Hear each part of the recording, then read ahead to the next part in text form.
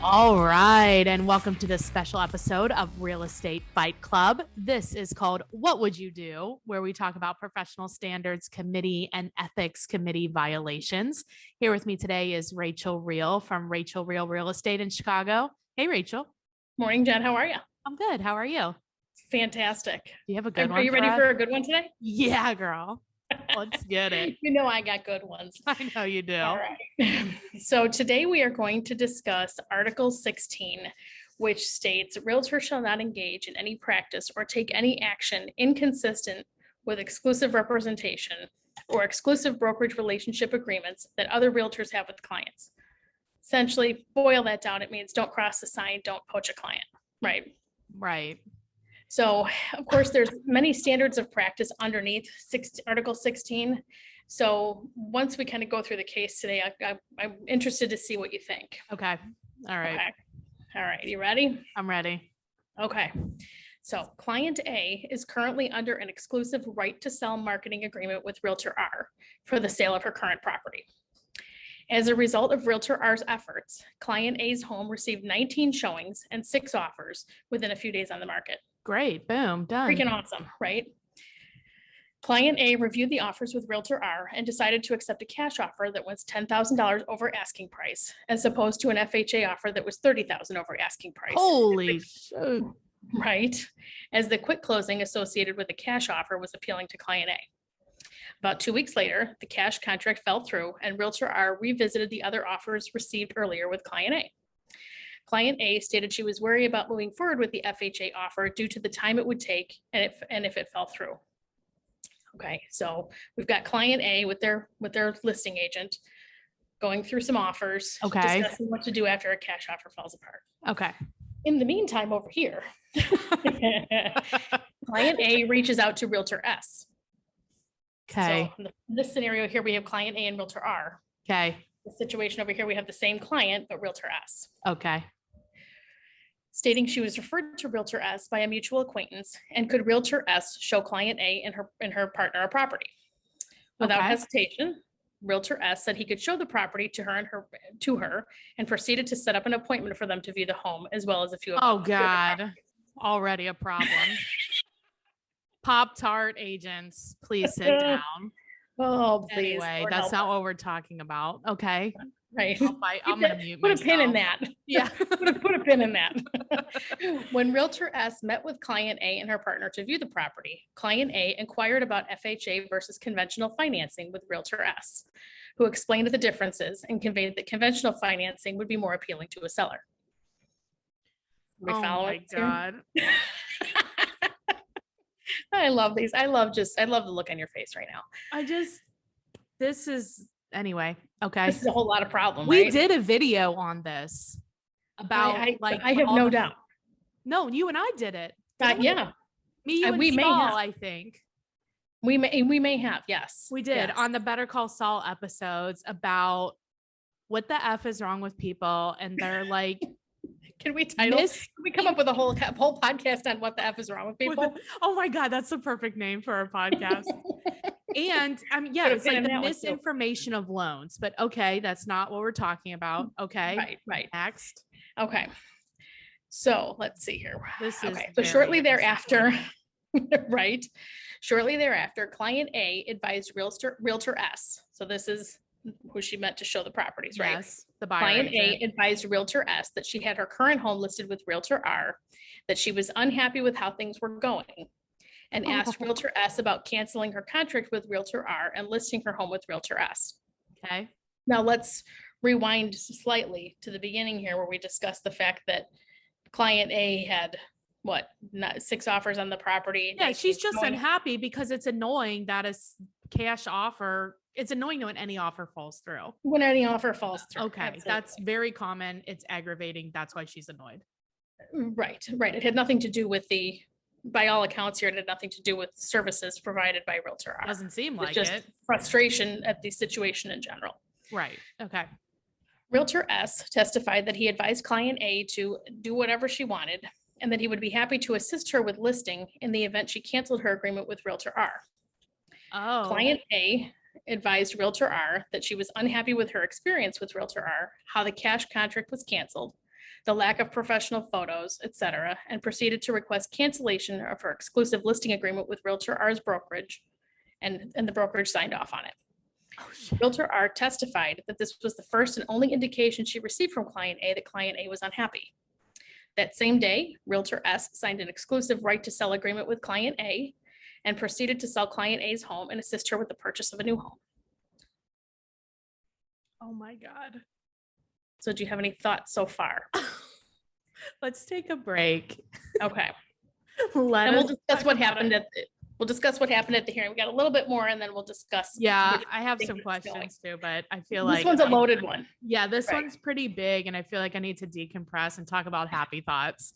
My Right, happy let's bring thought some of happy today is generate so you don't have to tolerate this bullshit. There And you go. the way that you do that is through Vulcan 7. That's how I do it. That way, if you have a What a client, that fabulous doesn't- segue.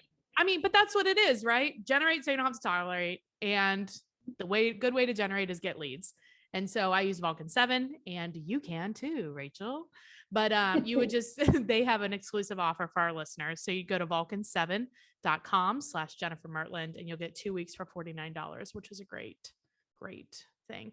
Another good way to lead generate, if you don't want to make calls, is you can use Ghost Poster, which is Monica's product, and she'll provide every day posting about being a realtor that you can post like on your social media. So that's a good way to generate leads too. So she's offering $50 off of her program. You would go to mycoachmonica.com and enter in Fight Club to get that. All right. Generate. That's our hashtag today. Generate so you don't have to tolerate this BS. Or what the F is wrong with people. And what the hashtag what the F is wrong with people. Right. Okay. So do we want to recap this and yeah, let me repeat back to you what I think I heard. Okay. Okay. So the listing, the seller is also a buyer. The seller contracted an agent to help them sell their house. They got 6 offers. The offer 1 fell through. Right. Then they decided to contract a different agent to help them buy a house. And now they're at the point where they are considering canceling the contract with the listing agent and probably going with this agent or a different direction or whatever. Is that right? Right. So they're looking to with all sort of drama in between. Right, well, yes, canceling the listing agreement with the original agent. Yeah. Well, and there's a lot of drama in between. However, we're also looking at the fact that that particular seller has multiple offers in hand right now, and they're in the middle of negotiating an offer. Right. So I don't, okay. But the listing brokerage signed off on it. You said they signed off on the cancellation. Right. And that's weird. Like, yes. That's, I think, a whole nother ball of wax that, it feels like there's something else involved there that they were so easily and readily to like sign off. Well, and I think in this particular situation, so going back to this then, during the hearing, Realtor S testified that when contacted by Client A to show her property, he did not inquire about her pre-approval status, did not qualify her as a client, and did not discuss agency with her. Oh my God. He can't even show her a house then. Realtor S also testified that he did not solicit the business of Client A and that Client A reached out to him to discuss viewing properties. No, he's a Pop-Tart. Technically speaking. Did Realtor S violate Article 16 of the Code of Ethics, which I don't think so. Let's go back. So Article 16 states realtor shall not engage in any practice or take any action inconsistent with exclusive representation or exclusive brokerage relationship agreements that other realtors have with clients. So I don't think he did, because he didn't actively say like, you should cancel it. He didn't reach out to her. He didn't do anything. So you've got, let me pull up the Code of Ethics here. Oh, that's not it. So you've got, excuse me, you've got 16-6 of the Code of Ethics, and 16-6 in a nutshell says you cannot cross the sign.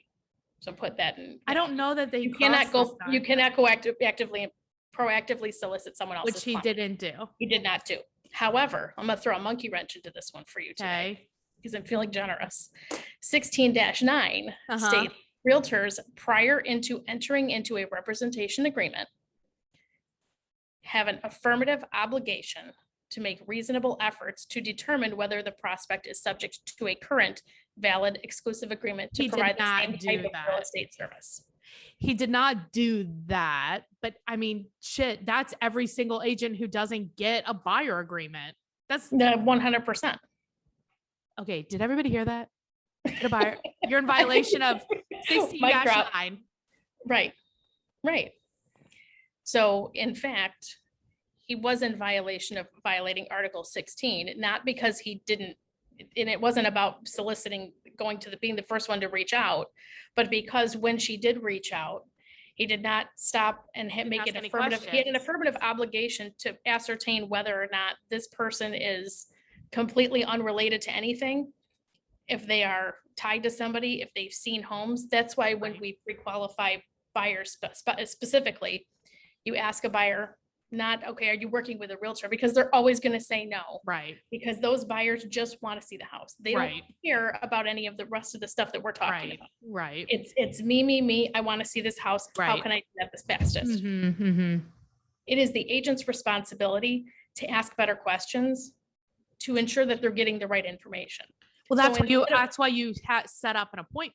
Excuse me, an Oh, appointment. absolutely. And even if you don't, and there's a lot of agents, and I don't have any problem agreeing, supporting the fact that a lot of agents will say, I'll get a phone call and I'll use that first showing appointment.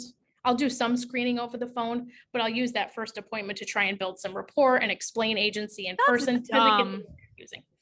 Depending, I mean, I get it, it's a happy medium. So Okay. it's a decent balance.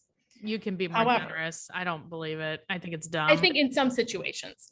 Now. and it's there's other unsafe. situations- It is. I'm not going to say it's not unsafe.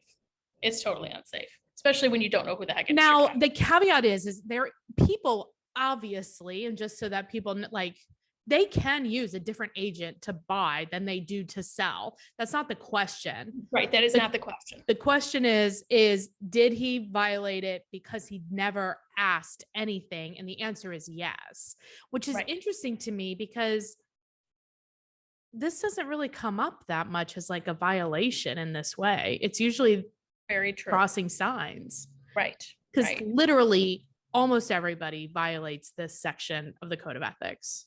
100%. And what would the fine be, Rachel? Well, it depends on if you're a frequent flyer. Have you done it again, or have you done it multiple times? They have a lot of never what you gotten a buyer agreement. well, and when you're issuing sanctions after a violation has been found, if somebody's been found in violation, part of the standards that you're looking at, was there harm to anyone else, Mhm. minimal harm to someone else, or significant harm to someone else? Okay, that makes sense. So you've got a couple different things to look at when you're discussing these things. So let me throw this out at you then. Okay. So if Realtor S received a phone call from this particular person, Okay. let's talk about how that conversation should have gone. Okay. So you're going to call me and say, I want to buy a house, or I just got your name from so-and-so. Okay. I want to go look at some houses. Okay. Rachel, our mutual friend, so-and-so told me to call you. I found some houses that I want to look at. Will you help Great. me? Hey, great. Hey, are you currently working with a realtor? No. Okay, so let me ask you this. Have you seen any houses have you been looking at houses? Have you gone to open houses? Are there any that you've seen that you might think you might like? I've just been looking online right now. Okay. Do you have anything that you need to sell? There you go. Boom. Yes, I have my house up on the market right now. We have 6 offers. One fell through. So this is a perfect example Right. of just asking 3 questions here. We already got to where this guy should have been. Yeah. And I think I really And love opening your up that can of- questions. and opening up that can of worms there, you can now continue to ask, okay, so tell me a little bit about your situation then. Right. What made, are you unhappy with that? Tell me what happened. Yeah. Or I- just like, a lot of people will use the same agent. Have you considered doing that? Are they only a Right, listing right. agent or something like that? Right. Right. And absolutely, this client here has every right in the book to call somebody else to work with them to purchase as opposed to sell. It Yeah. happens all the time, especially when someone's moving from, I've got somebody here in town that's selling their place here and moving an hour north. Right. I'm not going an hour north because I'm going Right. to do them a disservice by my availability and my lack of market knowledge. Right. So that's Exactly. going to be a different agent. No, Put it me does in happen all your the agent time, to do but it. right. No, I Right. like it. And I like how you asked, like, what other homes have you seen? Because Right. they will tell you that, but they will say no to working with a realtor. all the time. Absolutely. Right. And we're the ones that know the ins and outs of what's required of It's us not their responsibility to know to our know if we're rules. violating the code of ethics. Right. It's our rules. It's not their rules. Yeah, exactly. Their rules are just get me into a house as fast as you can. I just want to see it. My agent is on vacation. My Right, I agent love is on that. vacation. Can you show me the house? What? Right. Well, and when I get I'm that like, phone call, it's like, hello, I can't hear you. Click. when I get that phone call, it's, why don't you give me your name and number of your agent? I'll be glad to shoot them a message Mhm. and see if they mind if I show that to you. If it's my Perfect. listing, I have no, my duty is to my seller to get their Right. property sold. If Right. that means I pop in for an agent when they're out of town, no problem. I think that that agent also appreciates the fact that someone reached out and said, your client's gone rogue and is calling every listing agent under the sun. Right. You might want to roll them back in a little bit. If you can, good luck. If But you can. we did do a podcast on that about should you let the listing agent show your buyer or whatever. There was a lot of people that were like, absolutely not. But I've done it a few times. I don't mind showing. Absolutely. No, Because it's then I can ask all the questions I want to ask without you being there. and then, I think when you're in that situation too, you've got to make sure that you let your client know if you're the listing agent, say, hey, I'm going to be showing this to another party, or somebody stepping in for me. Just if they have questions, return them back to me. Yeah. So that I can answer them and you don't give away too much information. Exactly. Yeah, that would be that, but that's not what most agents do. Right. Anyway, no. That was a really good one because that one is unexpected, I would say. Yes, absolutely. Because you look at that at face value. No, he didn't violate anything because the client called him. He jumped right on it and said, great. But you have an affirmative obligation to make sure you're not poaching someone's client. We didn't do that. Yeah. Which we knew because we've done several cases about that before, but for some reason this context seemed different. Right. I don't know. I think this is important to discuss too. And, this is something that even people on professional standards committees are unfamiliar with. Right.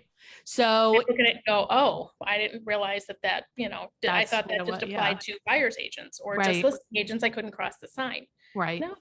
It applies. So that the agent was found in violation. It was found in violation. Okay. And then what happens? 16 standard of practice 16-9. Okay. And what happens? So then the agent the agent is more than likely cited for, with a monetary amount. Okay. Generally speaking, there's some continuing ed that's required. Are you going to send her the link to episode 1 talking about should I pre-qualify my buyers? Right. One should probably do that. Yes. Right. I mean, and that's the thing. And I mean, I've been on the buyer agent side of this too, and ended up working it out with the agent prior to it closing. As soon as I found out what was going on, right, I made a phone call and said, hey, you know what? You jumped into this situation not asking any questions. Right. And because you didn't ask any questions, you actually violated my client violated their exclusive buyer agency agreement, which was in place. Right. So how do you want to work it out? Yeah. Let me tell you how much you owe me. That's exactly what the conversation was. Let's talk about how much the check is going to be.